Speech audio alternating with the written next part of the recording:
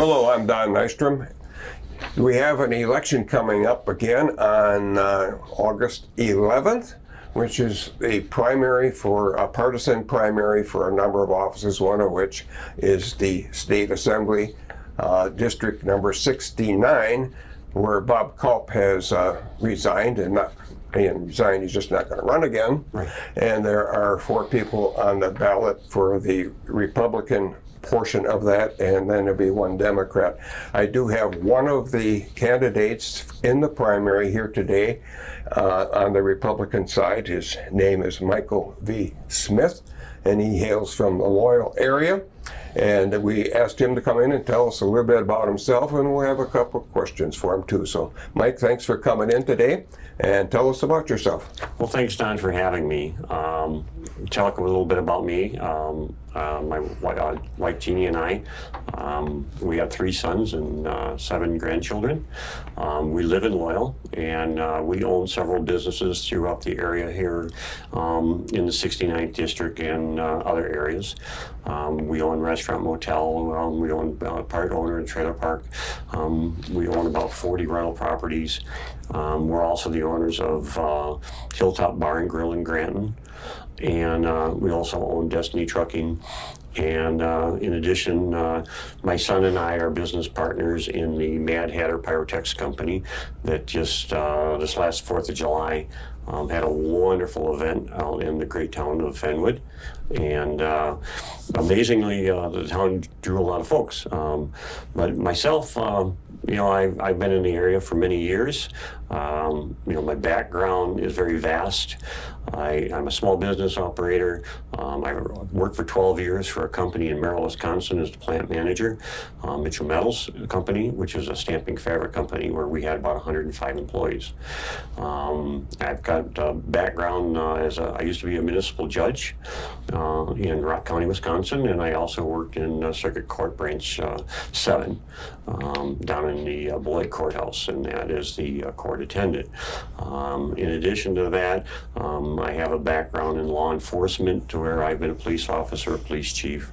I'm a former dairy farmer. I was born and raised on a dairy farm, and I have a very extensive background. I also owned and operated my own dairy farm, Destiny Farms.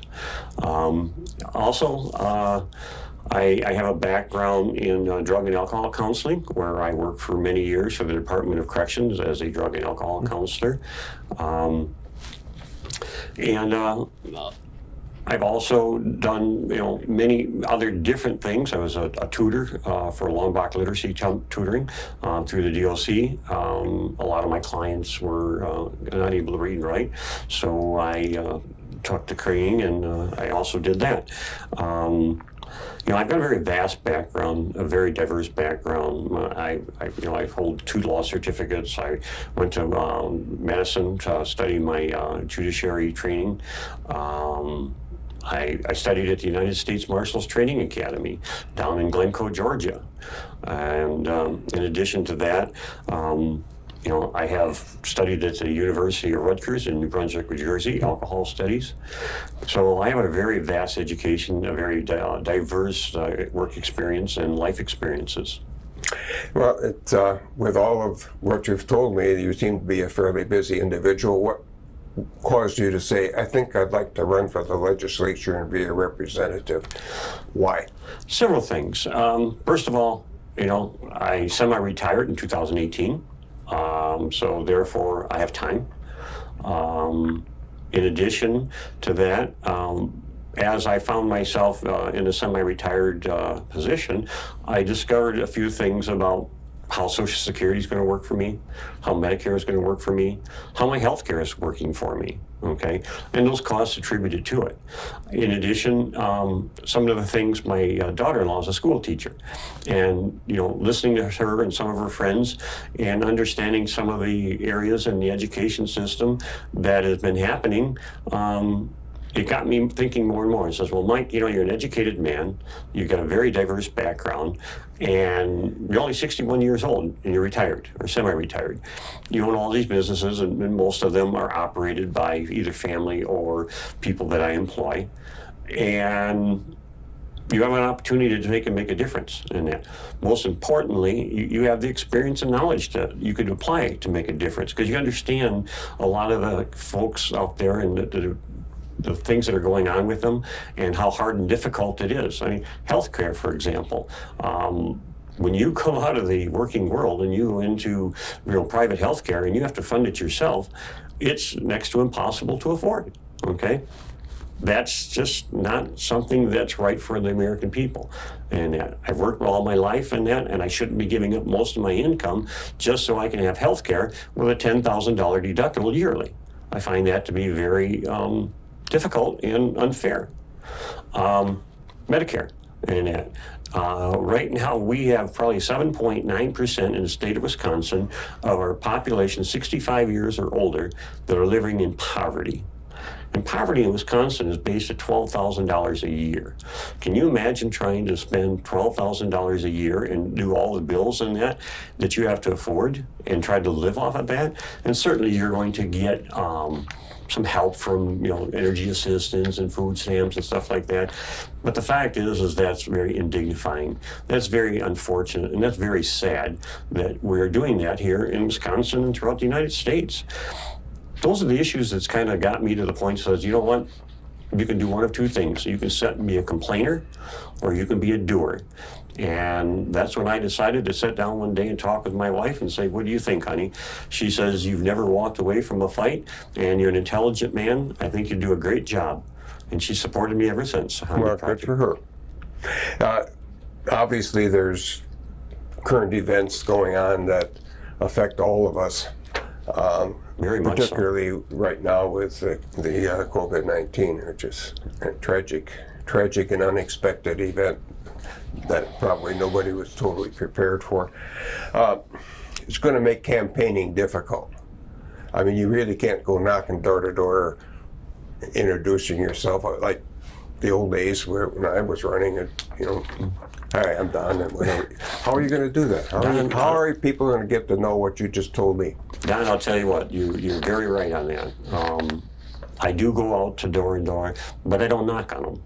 I leave a flyer there, and that's something just to kind of, let somebody know, say, hey, I've been in your community. I am here. I am active. I am pursuing this position. I am very sincere about it. And if I encounter somebody and that, I can always have a mask with me. And, we put masks on or we stand back, 6, 12 feet apart and we engage in a conversation. But most definitely it's changed in that from whatever possibility. I know when we were doing our training and that on how to campaign and, the different things you're supposed to do and how to run for office and that.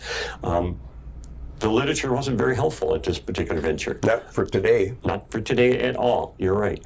So what have I been doing? I have been working very diligently with the local newspapers, Hub City News and Kevin, and over there in Peggy Moore. They've been working with me on putting together ads, and I run advertisements in the Hub City News. And I'm putting all the information about myself from my brochures in the newspapers. Dawn over at the TP Printing in Loyal has been working with me so that I can take and put ads in the Central Wisconsin Shopper. So that, I'm not going to be able to come see you. We're not going to be at the local parade or the Corn Fest or the Wisconsin Fair or none of the events because they're not happening. And that, so I had to find an alternative way to reach out to people. And interestingly so, I'm really getting a surprising amount of responses to my ads and to the things that I'm listing. Folks are emailing me, they're calling me, asking me questions. Now, granted, I did get a chuckle the other day. A lady called me and she says, "You're the fellow running for assembly?" And I says, "Yes, I am." She goes, "Well, do you have any houses for rent?" And he said, "Well, no, ma'am, not right now." So I guess it works in many different ways, and not expected that, but it made me laugh in that. But yeah, I am really working diligently with the newspapers and the press and the radio stations and that.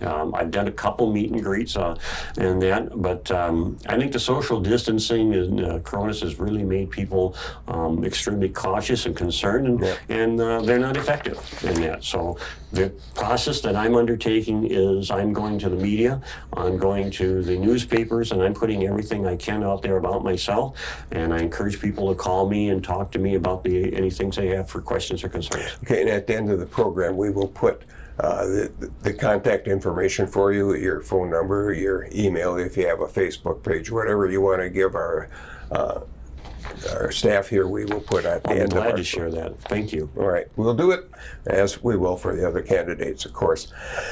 Here's a really tough one. We'll start you out with a tough one, then we'll work down to the easy ones, like do you like ice cream? Stuff like that will be at the I'm end. lactose intolerant. We'll I love ice cream, but it don't like me. Okay. Right now, the current issue is in some areas, can or should the government mandate the wearing of masks? Now, neither you nor I chose to do this because we're separated by 12, 14 feet here, and so we're doing it that way. But in Madison and perhaps in other cities, the mayor and or the governors and states are saying you must, when you're inside a building other than your home, wear a mask. What do you think about that? Is that appropriate? Is it infringement on my rights, or is it infringement on other people if I don't wear one? And what do you think? It's a tough topic in that. This morning we were sitting in, as you know, I own a restaurant, and I was sitting and talking to several of the gentlemen and ladies that were there. You know, it was an interesting topic because some of the ladies that were talking to me and gentlemen were saying that I think everybody should wear a mask. And that was okay. But then on the other side of the table, there's folks saying, well, you can allow me or choose to wear a mask, but don't tell me I got to wear a mask because you're taking away my rights.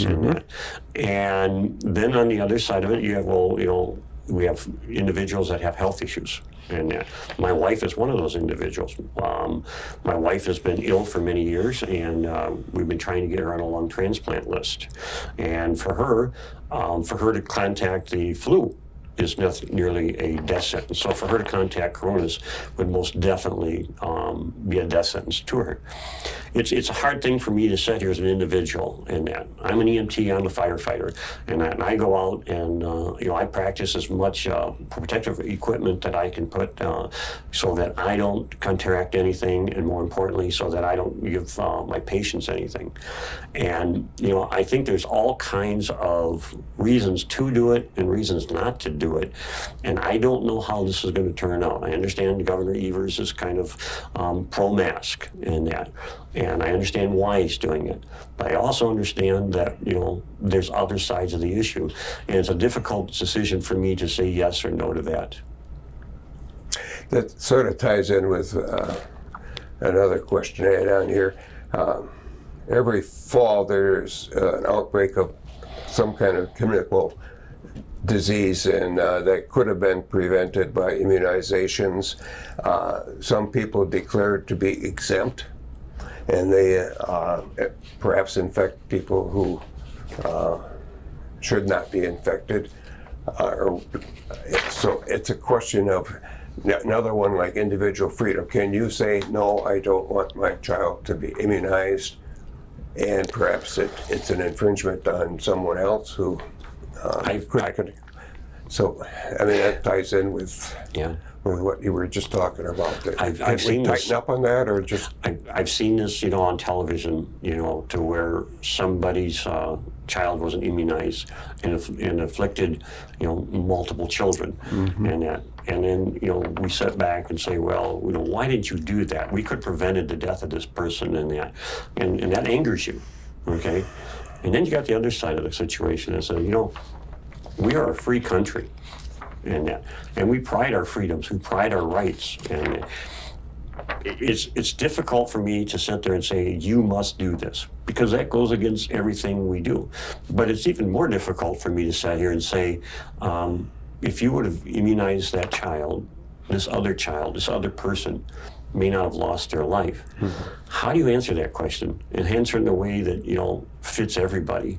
It's a tough question to answer and I don't think I have the exact answer for it. But I suppose if I was to be pushed on it, I would try to say, you got to give people their freedoms. That's their rights. But at the same time, there's got to be precautions in there so nobody else is afflicted by it. I hate to see either one lost. Same issue occurs with the flu shot. Some people choose to have a flu shot. Others think that it's not effective. And it's the same issue as children. At my age, I'm particularly cautious, and as would be probably your wife and yourself, because you don't want to get anything to your wife. So tough problems, but if you're in the legislature, you may have to deal with some of these, and at that time. Yeah, and and what I'm going to do on that matter is I'm going to seek out folks that are both pro and against it, and I need to understand the full process of why they feel that way, what makes them believe that. Okay, so when I have to make that informed decision, I'm seeing both sides of it. Sure, and there are two sides to it. All right, you mentioned earlier that your daughter, was it her daughter-in-law, is a teacher? My daughter-in-law, Jody, yes. Teacher. She is a teacher at the Medford School, right. Yes. And I have a daughter that's a teacher in a different state. But, so how do you feel about the charter schools and some of these tax credits, tuition deductions and so forth? The current governor is pretty much opposed to charter schools from what I've been reading. And others, the previous administration supported them, especially in the Fox Valley, Racine, Milwaukee area. What is your position on tax breaks for schools and for the people that attend them? I think, we should allow our parents and our children to go to the schools that they feel best, where their education is going to be the best for their children. And that if I think that a current district in which I chose to live in doesn't fulfill the educational needs that I'm working with my child to become, I should have that choice to go to a school that's going to allow me to do it. Same way as you allow for college, okay? I mean, you send your child to a college, of a technical college, if they're going to follow that vocational training. And you send your child to a prestigious college if they're looking to follow a more prestigious career. And the idea there is to get the best education for our children. And as individuals and as parents and as mentors, we should have that freedom of choice to do so. Okay. Majority of your district is in Clark County. You spill over to part of Wood County, where in a small part of Marathon, we didn't mention that, but your district would be part of Marshfield, basically to the west of Fairgrounds, and then most of Clark County, a little bit north, a little bit south. But that generally is where you go, and so a lot of it is rural area. How do you how do you relate to the need for road funding, roads, highways, etc., county roads? How can we fund them better? I mean, I've been in Clark County a lot. You know the jiggle then. Yeah, some of the roads aren't straight either. They go this way, that way. Mm-hmm. I try to go a different way every now and then, but... My grandpa said when the road was being built, they were following a snake. I actually think they were in one of the taverns when they designed it. Let's go past Louis. Let's go on. How can we provide more funding? There's programs out there that, are we overfunding, and that should be looked at in our budget. I think there's ways that we could go through our budget and make some cuts there and reallocate money to particular projects such as our roads and the better development of our roads. And it seems that, in different parts of Wisconsin, if you drive around the state, there's a lot of road construction going on. And I'm thinking, okay, and it's appropriate, it helps tourism get out here better and faster and easier and safer.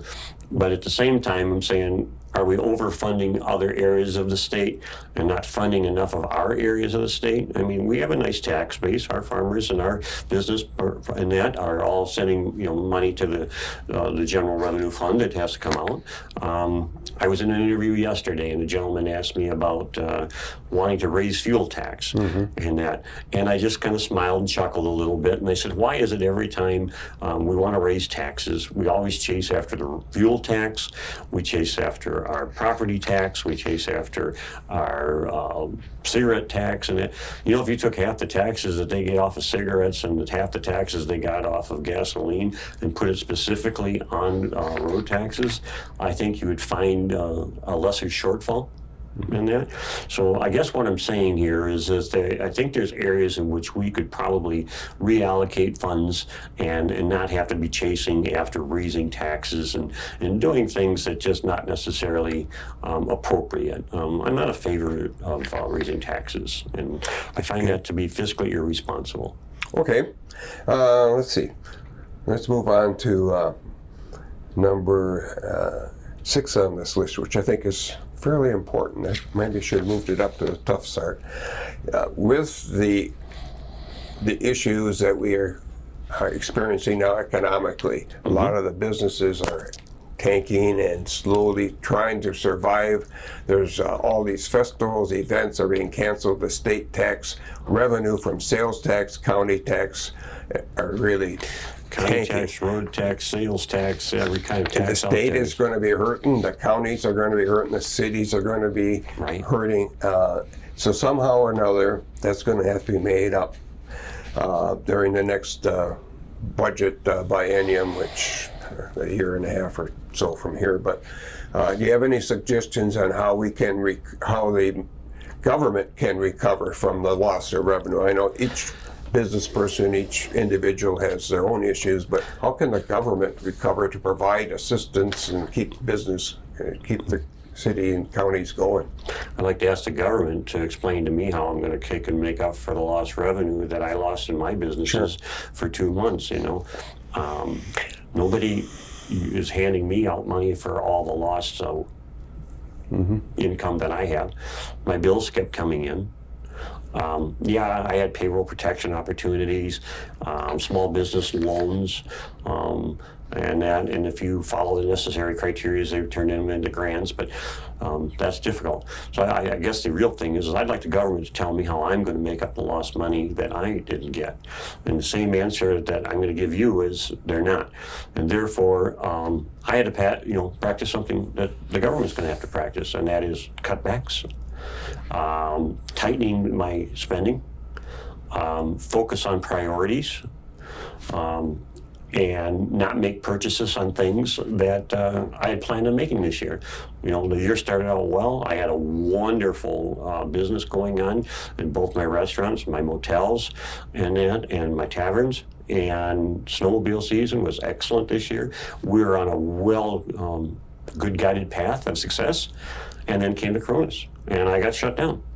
So I think the answer to the question is the government and me, if I'm elected, are going to have to go down to Madison, and we're going to say, you know what, we're going to have to do just like small businesses are doing and all the other people are doing, and that we're not going to be able to make some purchases. We're not going to be able to do some programs. We're going to have to cut back some and that. And we're going to have to practice some fiscal responsibility. And clearly everybody's program, everybody's project is most important over everything else.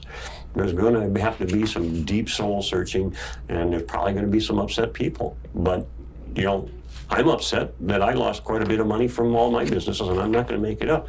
Families lost money because they weren't able to go out and work, and that everybody's suffering here. And I think the government is going to have to recognize that, and they're going to have to make some tough choices. And it's not going to be a popular choice, but it's got to be fiscal responsibility.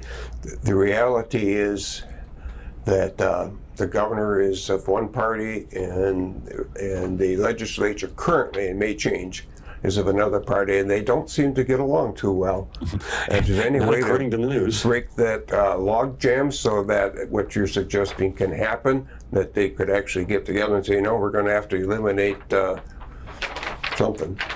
How did that ever? I mean, people are really frustrated, the people I know, and they're very frustrated people I talk to. Don, I'll tell you what, if you want to see anger and that, just go out in the public and those folks that I get to talk to, if you want to see anger, go over to the local restaurant and sit and talk to the dairy farmers and small business people and the moms and dads and the retired people, and that they're angry, they're suffering, they're scared, okay?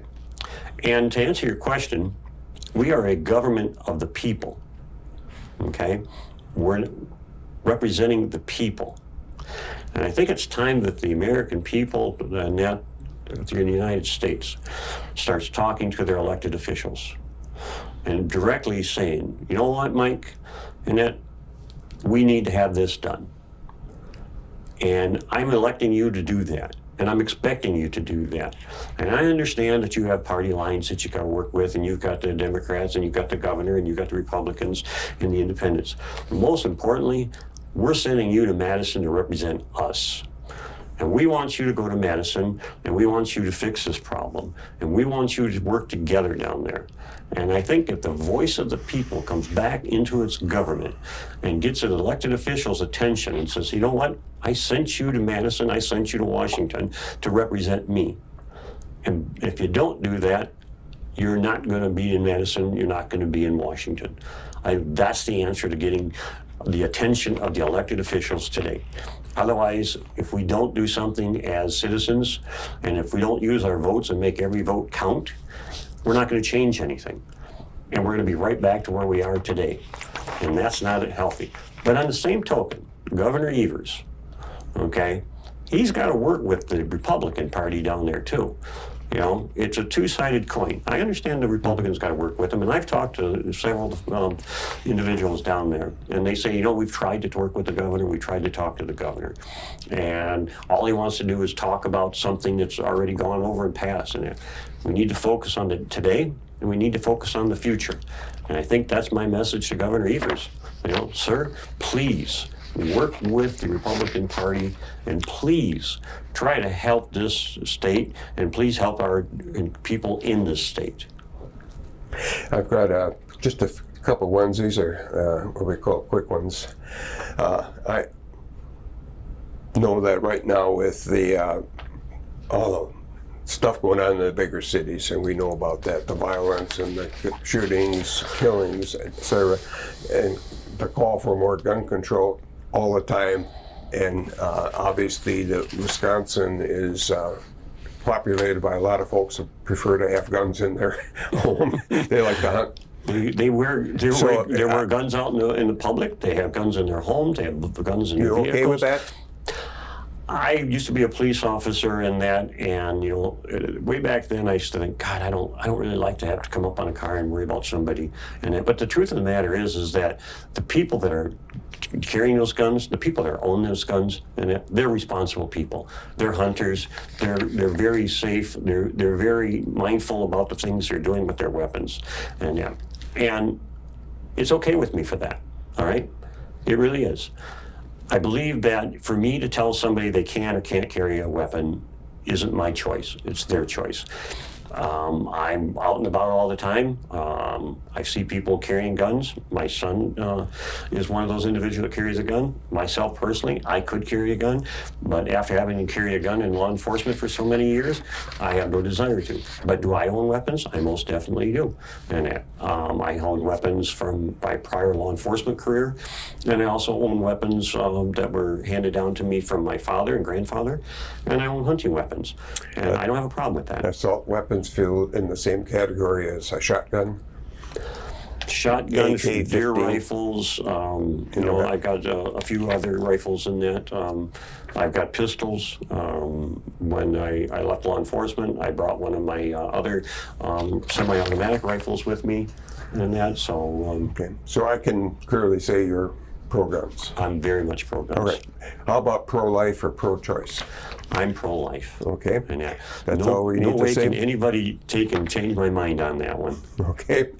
All right. We're closing in on the end here, but what other concerns other than these are people telling you about when you go to the restaurants? They say, Michael, I wish we could do something about something. What else besides what we've discussed are people worried about? Well, I think it's interesting that people are really worried about, what's going to happen with this economy. How are we going to bounce back?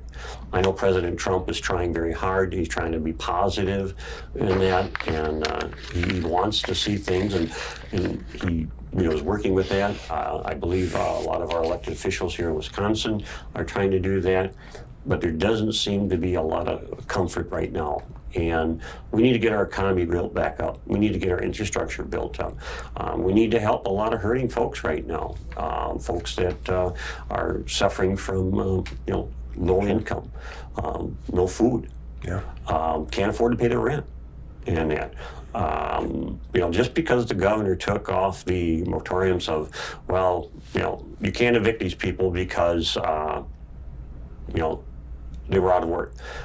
Well, they just got back to work, and they still owe all this money, and that to these landlords. I have people owe me a lot of money, but I'm not evicting them, and that, because you got to give people a chance. We have to go back to what makes America great.